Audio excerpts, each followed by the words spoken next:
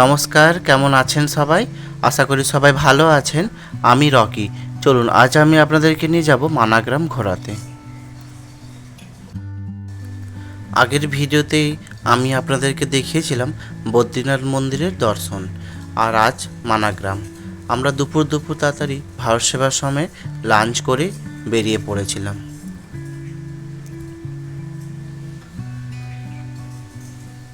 এই হচ্ছে মানাগ্রাম, আর সামনে ঢুকতে একটা বড় গেট ছিল, ওটা আমি ভিডিওতে নিতে পারিনি।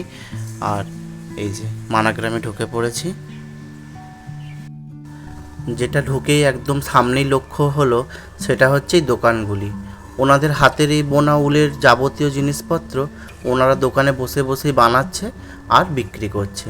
খুব একটা জিনিসপত্রের দাম নয়, ওই ধরুন 300-400 টাকা করে এক একটি সোয়েটার বা মাফলার এরকম। মানাগ্রাম হলো ভারতের উত্তরাখণ্ড রাজ্যের চামোলি জেলার একটি গ্রাম। ভারত ও তিব্বতের সীমান্ত থেকে 26 কিলোমিটার দূরে অবস্থিত এই গ্রাম হিন্দুদের তীর্থস্থান বদ্রীনাথ থেকে প্রায় 3 কিলোমিটার দূরে অবস্থিত এবং দুটি স্থান সাংস্কৃতিকভাবে একে অপরের সঙ্গে যুক্ত। দেশের শেষ গ্রাম এটি। শুনে একটু গায়ে কাঁটা দিয়ে উঠল। একটু সামলে উঠে বোঝা যায় শেষ গ্রাম মানে সীমান্তবর্তী গ্রাম। এরকম গ্রাম হয়তো দেশের অনেক সীমান্তবর্তী এলাকায় রয়েছে, কিন্তু উত্তরাখণ্ডের এই গ্রামটিকে শেষ গ্রাম বলে পরিচিত করা হয়। এই হচ্ছে সরস্বতী নদী। সরস্বতী নদী এখানে উৎপত্তিস্থল এবং পাতালে এখানেই প্রবেশ করে যাচ্ছে। তথাকথিত শোনা যায় গণেশ দেবতা যখন মহাভারত লিখছিলেন, ব্যাসদেব বলে দিচ্ছিলেন, ঠিক সেই সময় সরস্বতী নদীর এত আওয়াজের জন্য গণেশ দেবতার অসুবিধা হচ্ছিল। তো সেই জন্য গণেশ দেবতা অভিশাপ দিয়ে দেয় সরস্বতী নদীকে যে এখানেই ও একদম এইখানের পাতালেই প্রবেশ করছে। আর এই যে সামনে যে পুলটি দেখতে পাচ্ছেন এটাই ভীম পুল বা ভীম সেতু নামে পরিচিত। মানাগ্রামের অন্যতম প্রধান আকর্ষণ হলো এই ভীম পুল।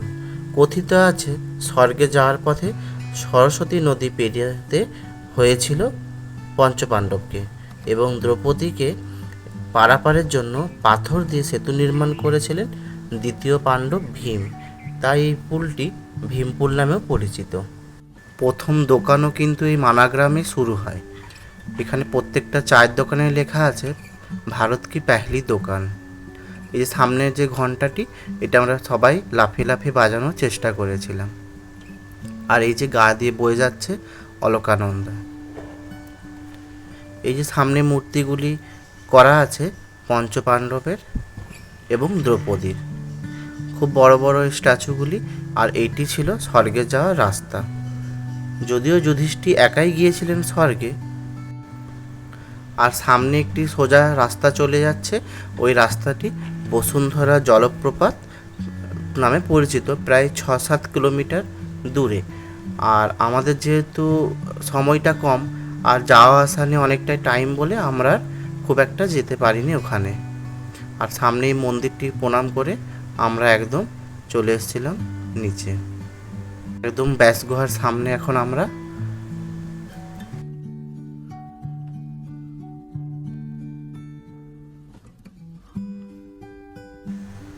একদম পাহাড়ের মধ্যে এই জনবসতি গড়ে উঠেছে। আর এখন আমরা সোজা গণেশ মন্দিরের দিকে যাব, যেটা গণেশ গুফা নামে পরিচিত। এখানে একদম জুতো খুলে একদম সোজা সিঁড়ি দিয়ে উঠে যেতে হবে মন্দির। আর এই গুহাতেই গণেশ দেবতা মহাভারত লিখেছিলেন।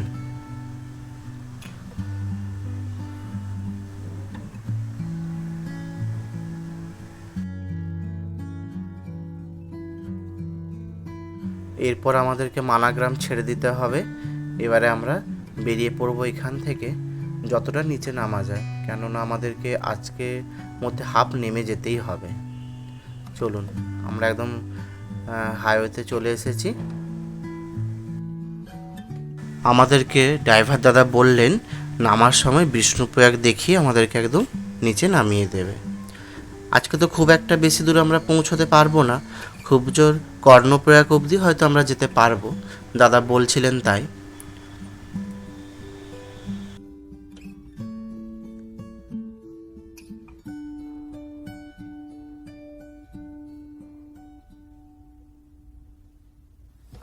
আমরা একদম বিষ্ণুপ্রয়াগের কাছে এখন। এই হচ্ছে বিষ্ণুপ্রয়াগ।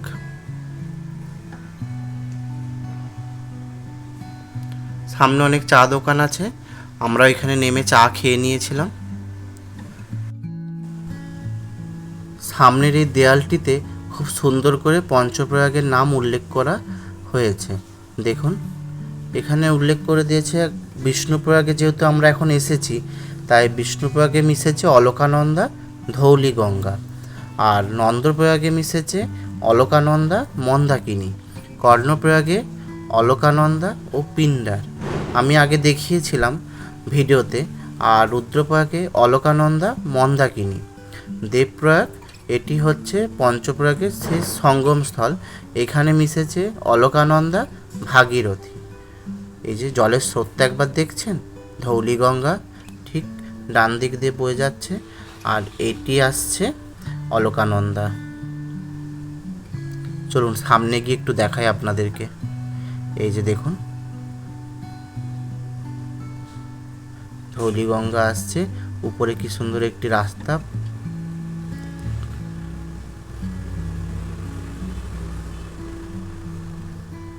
এখন আমরা একদম নেমে পড়েছিলাম আবার ওই কর্ণপ্রয়াগেরই কাছাকাছি।